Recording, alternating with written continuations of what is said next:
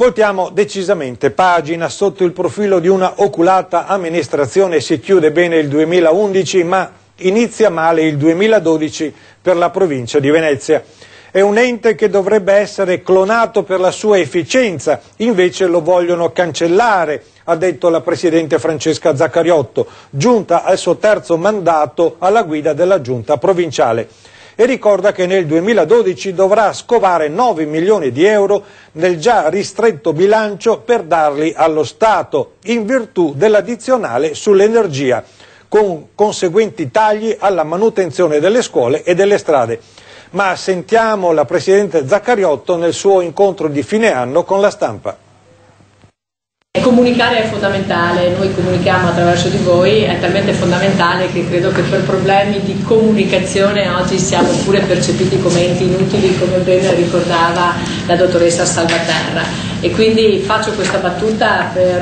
non per fare il mio intervento sul destino delle province, ma per sottolineare che molto probabilmente il risultato di questo decreto che riguarda le province è frutto anche di un'incapacità che le province hanno avuto nei suoi anni di effettivamente trasferire all'esterno e in maniera particolare all'utente finale beneficiario quello che era il risultato di un lavoro che producevano, tradotto in termini di servizi, di strutture, di prestazioni, e quindi oggi si stanno scoprendo tutta una serie di problemi, di difficoltà che nascerebbero qualora questi enti fossero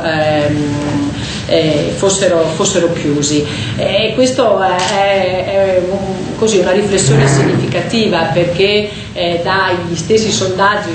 che noi abbiamo fatto, che facciamo, effettivamente se noi chiediamo alle persone che cosa fanno le province, le persone, intendendo come persone i cittadini,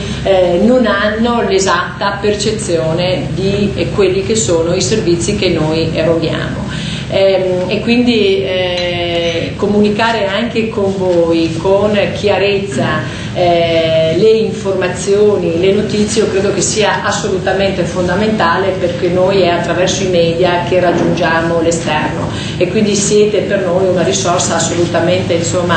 fondamentale, al di là delle relazioni che poi ognuno di noi riesce a costruire nel percorso della sua esperienza politico-amministrativa. Noi se trascuriamo questo particolare ultimo che ci porta in queste battaglie sulle province,